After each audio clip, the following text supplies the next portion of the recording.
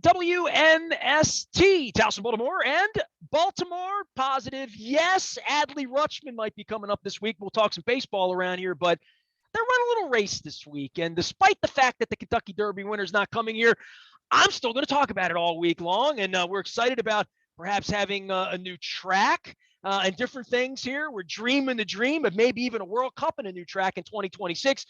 She's been coming here and doing the backstretch and being there after winners and happy, usually with happy people, sometimes in foul weather conditions on NBC. Donna Brothers joins us as she does annually every year to usually discussing the state of racing and where we are.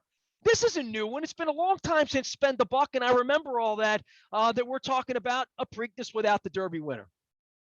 Yeah. You know what? I went out to Eric Reed's place it's not far from me. I live in Louisville, is my home base. And so they're in Lexington, Kentucky. And I went out there, this past week on Friday morning. And I talked with Eric about it because he was telling me how great the horse came out of the race. I asked him, do you normally walk the horse for 3 days after the race? Is that your normal? He said, I actually do, but he said he came out of the race so good that the second day after walking, we took him out grazing and he was shadow boxing with the groom, rearing up. And so we took him back to the track on day 3. And I said, okay, you say that, but then you also say you feel like he's not ready to run back in the Preakness in 2 weeks. I don't really understand. And he said, look, Donna, if I'm honest, did I really think he was going to win the Derby? No, I thought he'd run well. He said our plan all along was that if he made a decent showing, finished in the top half, we would go on to the Belmont Stakes from there because we knew the more ground for the better for him. He said, but, there's been 13 Triple Crown winners and the likelihood of us being the 14th are pretty low. We were long odds to win the Derby. And he said, I feel like his best race is going to be in the Belmont Stakes. And I feel like I'm going to take that race away from him if I run him back in 2 weeks. And I also don't feel like the mile and 3/16 is going to be suitable for his running style, for his preference for longer distances. So it all made sense when he talked about it. But certainly we were all disappointed not to have the Derby winner back. But what I heard, the bigger picture of what I heard from what Eric said was, how can I say that I take care of my horses if I don't do what's right for the horse here? And while people say, this, but it's about sportsmanship, it's the best thing for the sport, I would disagree, because if we don't put our horses first, then we're not putting our sport first. So really what's in the best interest of the sport is to put the horses first. And that's what Eric Reed's done. We've just come out of the gate and with a fury here. Donna Brothers is here. You can follow her work. She'll be here all week long, celebrating another Preakness, 147, 92 degrees in the forecast, at least early in the week. So we're going to have some weather to go along late with this. Late in the week, too. I think right now the high for Saturday is supposed to be 94. Yeah, well, it will be 100. It'll be hot down on the track. Listen, we watched. I was up on Long Island seeing John Mayer. I was actually at Elmont, New York, the day of the Kentucky Derby. And I was in the kitchen with my buddy. We're watching the race, and we had the sound down, and we were just kind of watching. And when the race ended, the horse did something that I guess you see horses do all the time, but that was one rambunctious horse after that race, right? Actually, I've never seen a horse do it. As you know, Nestor, I've been involved with horse racing my entire life. My mother was a jockey. I've ridden, I don't know how many thousands of races, won over 1,200. Never seen a horse take a sustained attack on another horse after the race. So I've seen a horse maybe pull up to the outrider pony and take a nip at him, maybe even 2 nips, but usually just jerking them off one time is all the persuasion they need, and they're tired by then. I've never seen a horse take a sustained assault on the outrider and his horse. And in this case, he bit the outrider on his arm, I think 3 times, bit him on his leg several times. I saw pictures on Twitter where he literally got hunks of hide out of his horse's neck. And so people have asked, why don't they just wear some sort of guard on the horse's neck and on the outrider? And 2 things. Number one, those saddle horses are neck reined. They don't plow rein. They don't steer by pulling on each rein. They steer the kind of horse the outriders ride. They steer by leaning the rein against their neck. So if you've got a guard on there, it makes them a little bit difficult to manipulate. But the other thing is that a suit of armor is not typically required for the job. Typically, the horse doesn't get attacked and the rider doesn't get attacked. And so my favorite question all week has been, why didn't you do the post-race interview? So my answer has been, Well, I really didn't want to end the Kentucky Derby 148 by being mauled, possibly dragged off my horse and trampled. So we decided to decline the interview. Yeah, it was. You're telling me it's unprecedented. I thought this happens to some degree. Horse pretty tired, right, at that point, right? Too tired to sort of pick a fight, right? In theory, yes. But, Eric Reed was on the Today Show on Monday morning after the Derby. And the way that he read it, I guess, because we don't really know what was in the horse's mind, but the way he took it is that they spent a lot of time teaching Rich Strike to pass horses. When they first got him, he was intimidated by other horses. And so they spent a lot of time. And this is something he told me actually at the training center, getting him to sit behind like 2 or 3 horses. And at the end of the gallop, go by him. So they taught him to be, more aggressive and to pass these horses. And he said, the only thing that I can figure, and this is what he said on the Today Show, is that he felt like he had passed all the horses. And now this guy grabs him and he won't let him buy his horse. And now there's other horses who are galloping back after the race and they're going and he wants to go with them. And he just felt like he was being kept from doing his job. And he got angry by that. Now, meanwhile, the outrider's job is to bring that horse and rider safely back to the winner's circle after the Kentucky Derby. You have to keep in mind there's 150,000 people there, right? So when the Derby winner comes galloping back in front of that crowd, the crowd has this huge uproar. And a lot of times horses will shy from that. They'll literally be galloping along and then just stick their toes in the sand, turn around and go the other way and leave the rider where they are. And so as much energy as he finished up with and as inexperienced as he is in front of that sort of crowd, I could see that situation could have been much worse if the outrider had just let him go. So if he had galloped back without the outrider holding on to him and dropped his rider, that certainly could have been a much worse situation.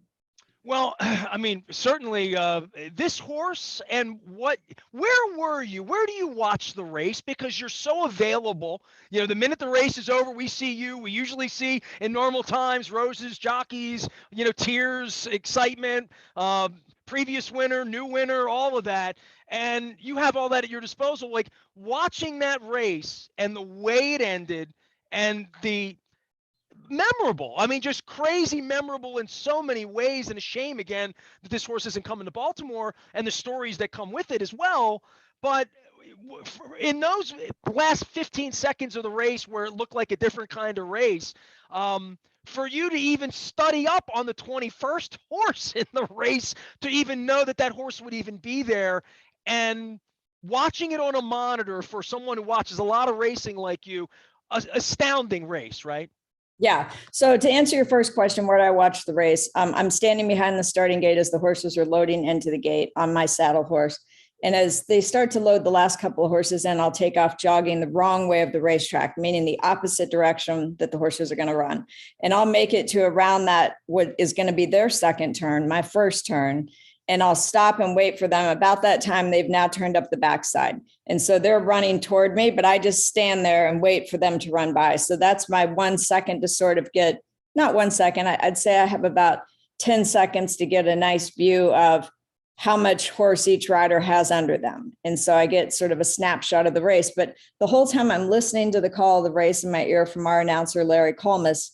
And I'm not trying to watch we have the big screen at Churchill. I don't try to watch that because it's just too much information. So sometimes it gets to a point where there's only so many things that your brain can take in. And so you're listening to the race more than watching it. So I'm listening to the race. I'm watching that, sort of moment in time as they go by. And then I have to ride my horse in front of, there's also a crowd on the backside. And so I'm galloping along. Now, as soon as they go by me, I take off the wrong way again to meet them on the backside. And there are people on the outside fence that are screaming. And so I'm also paying attention to whether or not my horse that I'm riding is going to spook from anybody. So I can't also be watching. So I listen, ride my horse, get into position. You asked how I'm prepared, right? So this is my program. And you can see all these notes. And then on number 21. But you don't see the race particularly well to be the person on television 10 seconds later. Really. I'm going to get to that in a second. So on number 21, you can see all these notes. And so I had gone up to the jocks room earlier in the day to meet Sonny Leon because I'd never met him. So I learned an awful lot about him. And so all those notes are in my program, but I don't need to see the race. And Nestor, I used to see that as a liability because here I am interviewing somebody about a race that they just ran in that I didn't see. But what I eventually learned, and it took a while for me to figure this out, is that unless that horse has been in front or lane 1, 2, 3 the whole race, 90% of our viewers have no idea where that horse was in the early stages. They have no idea where the horse came from, right?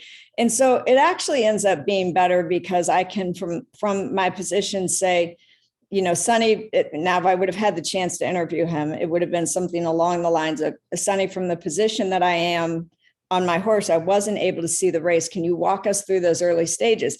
And as he starts to talk about that, we have a great, as you know, production staff at NBC. And so the producers, directors might go ahead and run in a replay of that section of the race that Sonny talks about. And then I might even say, right now they're showing you going into the first turn. Can you talk about your decision to drop over to the fence? And so they'll kind of tell me a little bit in my ear what they're showing. And it does help that I really don't know where the jockey was, because it gives me the chance to ask the question and genuinely seek an answer. And our viewers, I think, appreciate it. Gotta love having her on. Donna Brothers is here. She's here. It's Preakness week, and we're talking about the last race and this race and your unique role in all of this, because I know a lot of people who do what you do for a living in baseball, football. They're usually pretty engaged with what's happening because they have to, and you're not offered. I knew you didn't get a good look at the race, but I didn't realize. But I mean, your expertise in all of this and pre-prep on all of that gets us ready for this race. So yeah, but you know what? At the end of the day, you think about it, Nestor, it's the Kentucky Derby. The last thing you really care about is where exactly that horse was going into the first turn, right? Where you want to hear from that jockey at that time. And the whole purpose of me being there in the immediate aftermath of that race is to talk to that jockey while they're still in their heart, before they have a chance to process everything into their head. And so my immediate goal actually is to keep them in their hearts. So my first question is never going to be, tell me about your trip. Like, how did you get here? My first question is going to be, with Sonny Leone, it would have been along the lines of, oh my God, you just pulled off one of the biggest Kentucky Derby upsets in the history of the Kentucky Derby. Nobody believed in this horse.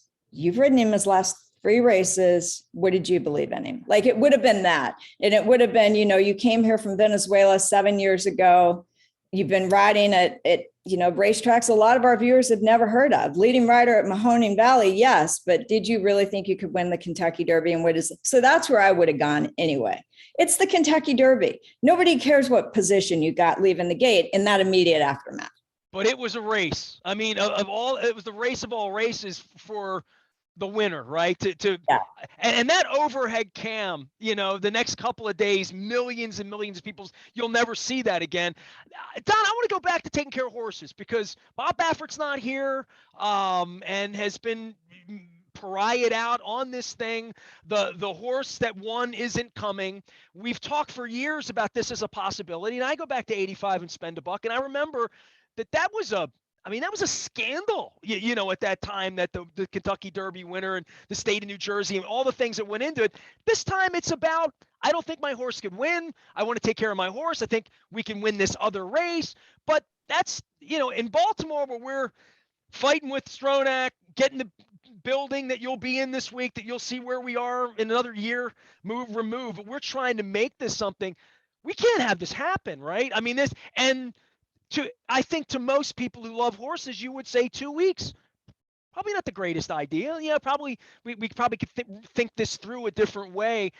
How can we envision in the next 5-10 years that maybe it's not 2 and 3, maybe because the industry moves that way and horses and care for horses move that way, that this will be a very sensible fix for the industry? I mean, we've talked about it for a long time. I still think it's a good idea. Randy Moss, my colleague, I don't know if you've had him on, but he really makes the most compelling case for moving it to first Saturday in May, first Saturday in June, first Saturday in July, give every, one of those tracks the chance to make it like a much bigger day. The other reason beyond, let's just get past the Derby, is that I don't know if you saw the great racing that happened on Thursday, Friday, and Saturday at Churchill Downs, but unless they were in the Kentucky Derby or the Oaks, the chances of them thinking about running back in any of the stakes races on Pimlico's weekend it's not going to happen, right? Because they just ran 2 weeks ago. And so they're going to look for a race further down the road for those other horses. And so if they moved it to where it was a month out, then not only would we see more horses like the Todd squad. Todd Pletcher almost never comes back from the Derby into the Preakness Stakes. He might bring some new shooters in, but he doesn't bring his Derby horses back unless they won the Derby like Super Saver did. But you just don't, you also don't give Pimlico the chance to just develop a great weekend of racing because so many of those horses just ran 2 weeks ago at Churchill Downs. And so there's certainly a case to be made for it. I think it was a bigger scandal back in the day because people did run their horses every 3, 4, 7 days apart. And so not to run back in 2 weeks would have seemed like a bit of a scandal. And then that might not even been the spacing then because they did run them a lot closer together. But in any event, it's just not the way we race horses anymore. We race horses every 4 to 8 weeks. And I think 4 weeks is the right number. It's quick enough back and it gives both tracks, the other 2 tracks, a chance to be able to develop a really nice stakes program around that weekend where they really have a really nice festival of racing for that weekend. I want a Thurby. I didn't even know what a Thurby was till this week. Yeah. And so in Louisville, Thurby has become the locals where if you just go back. The Oaks was locals. That's what they taught me 20 years ago. 10 years ago, the Oaks was the locals. But in the last 10 years, it's progressed to the point where, first of all, if you buy Derby tickets, and I don't know if you ever have, but if you call Churchill Downs to get your Derby tickets, what you're buying is an Oaks and Derby package. And so they've sort of priced it that way. And so most people have no choice but to either, use both halves of that ticket or maybe they've got a friend who will use it one day and they'll use it the other day. But most people are already paying for an Oaks and Derby package. And so Thurby has become the locals' day to go to the track, but it's a huge day of racing. I mean, we've got a lot of stakes races on Thurby. So it makes sense for everybody. It would be a win-win for the horses, the horsemen, for Pimlico, and for Belmont Park. Donna Brothers is here. She will be there at Pimlico and at the Preakness 147 this week, and of course on your television screen. And I want to get to your charities, your book, all the things you're doing, but we got to talk about the race itself. I mean, epicenter, where it is, where it was, how the betting will be, along this early voting as well. Good race, though. Still a good race. Oh yeah, a really good race. I mean, even the horses that you think of as having like less of a chance, a horse like Creative Minister, Kenny McPeak thinks enough of this horse who's had 3 starts so far in his lifetime, comes off of a win same weekend of the Kentucky Derby, that he and his owners are supplementing for $150,000 to make him Triple Crown eligible to run in the Preakness Stakes. And so Kenny McPeak owns 10% of the horse. So he's putting up $15,000. He's got 2 owners in there who own 45% apiece. And so they're putting up the rest of the money to run him in the Preakness Stakes. And of course, he won with the filly, Swiss Skydiver, won the Preakness Stakes and beat Medina Spirit. Simplification runs back, who I felt like ran a valiant effort to be 4th in the Kentucky Derby. He really never runs a bad race. It's really easy to get behind Antonio Sono and Tammy Bobo, the owner. You've got a local horse, Fenwick, who's going to give the Preakness a try. And who could forget Wayne Lucas running Secret Oath, the filly who won the Kentucky Oaks, is coming back in the Derby.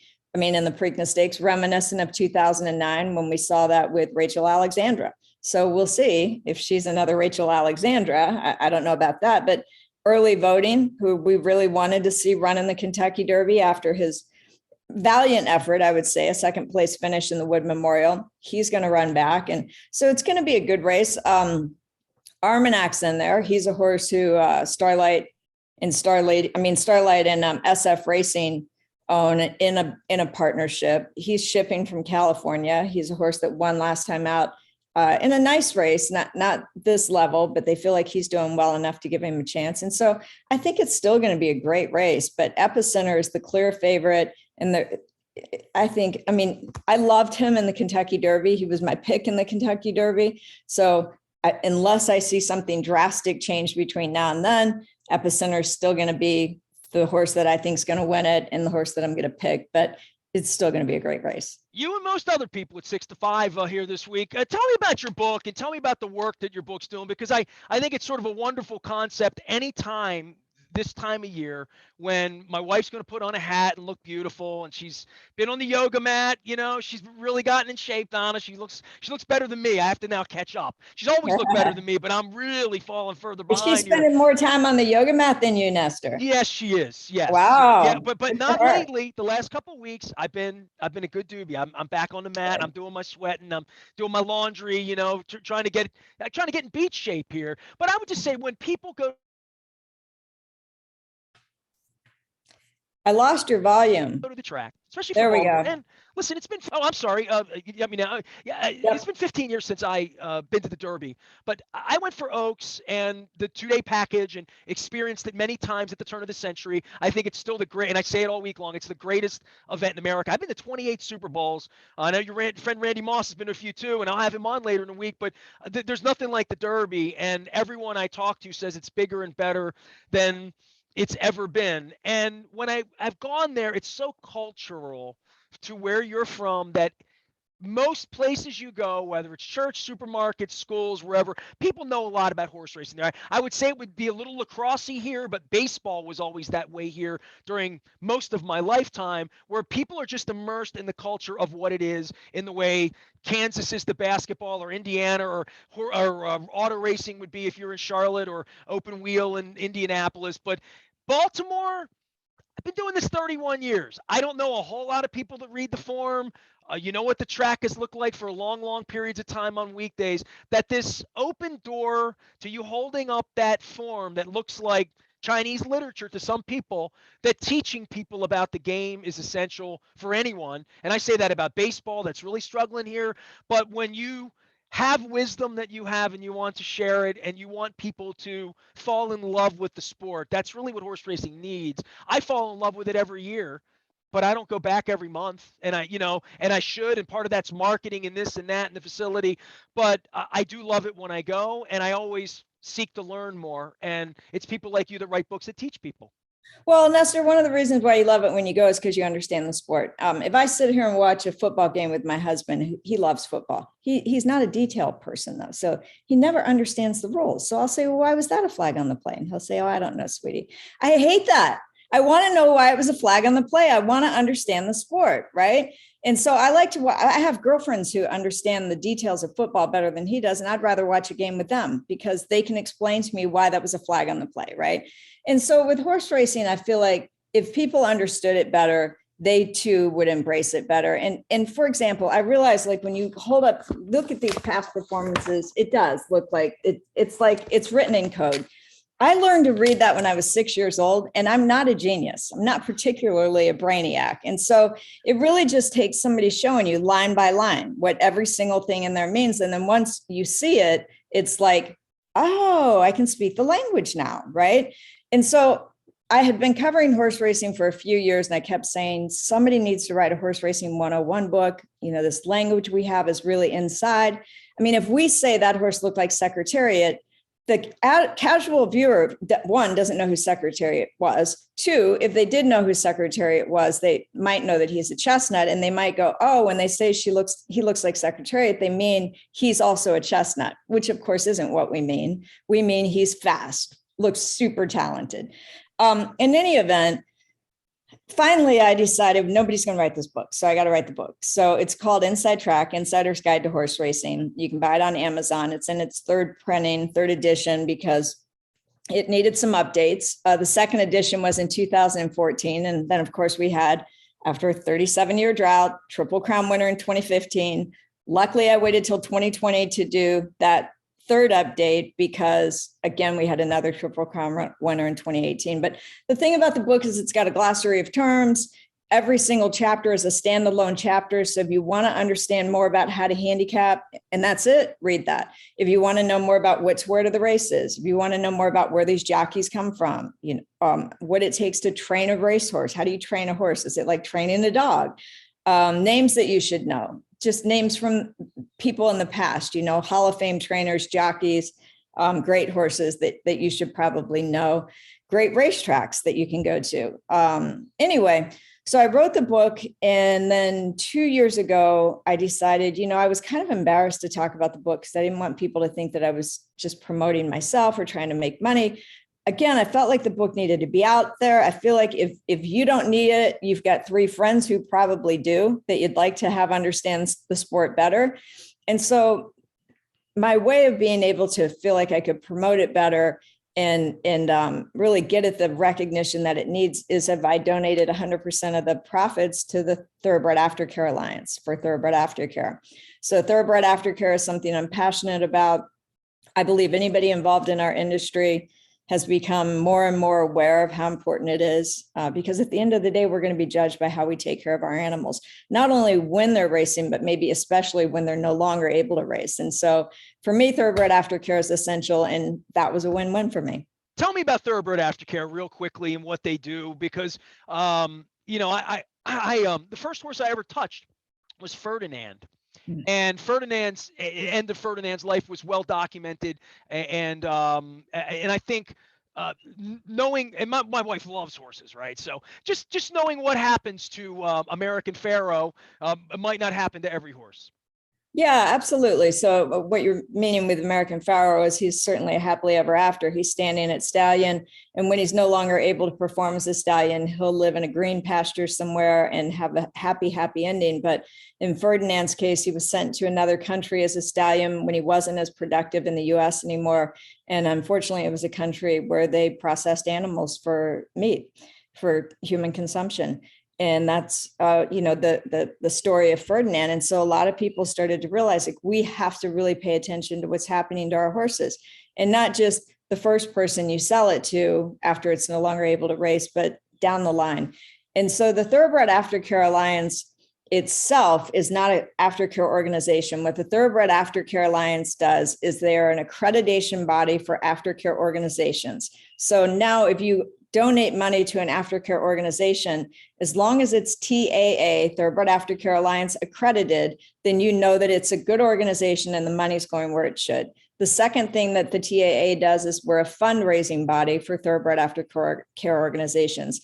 This year we have 81 organizations that we are, we read the applications that they have for grants, and we give grants to these places. Now, keep in mind that we're only able to provide some of their money that they need. So when these organizations are raising money, they need to.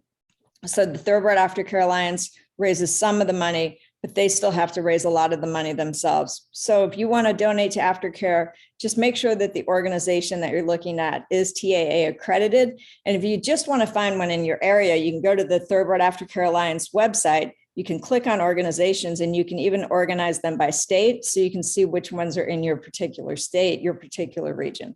So 86, out at the Preakness with Charlie Ekman. It's Preakness week, and the beautiful horses there. Charlie Whittingham walking around. Is it any wonder that 36 years later I'm here talking about horse racing with you, Donna Brothers? No, I mean, I've heard so many people who say, like, once they were exposed to horse racing, they were a fan for life. And I think Rich Strike, by the way, did that to a lot of people in Kentucky Derby. I heard a lot of people on social media channels who messaged me and said, oh my gosh, I've never really been exposed to horse racing. Can't really say that I was a huge fan, but I was at a Derby party, and when I saw that horse win against all odds, it inspired me, and I am hooked. So he was good, not good for this year's Preakness, but good for horse racing. Yeah, well, good for me too, because I'm of Venezuelan descent. So like when, the jockey does that, I'm like, I knew it had to have been a Venezuelan to come from that far behind. So that was a little piece of that as well. Don, well, appreciate you. Your horse, then for Preakness is Simplification, because Antonio Sano trains, and he's a guy who left Venezuela because of the just the volatility in the country. Had actually been kidnapped in that country twice, held once for 36 days. And so Simplification, that's going to be your horse. Now we'll get some odds. We're going to do exacta. I'm going to be boxing things and having fun. Preakness 147 is here. It gives me a great chance to share my airwaves with great folks who knew a lot about the industry this week, including Donna Brothers. You can follow her at Donna B Brothers out on the Twitter thing. Go buy her book, support her organizations, and we'll be watching this week as well as up in Elmont in a couple of weeks as well. Appreciate you. Anytime. Donna Brothers joining us here from the great state of Kentucky, where they're all packing and coming to Baltimore this week, despite the fact that the Kentucky Derby winner's not here. We'll be talking about that, the new track, how it may align with World Cup in 2026, as well as potential with Adley Rutschman around here this week. I am Nestor. We are WNST, AM 1570, Towson, Baltimore, and we never stop talking Baltimore positive.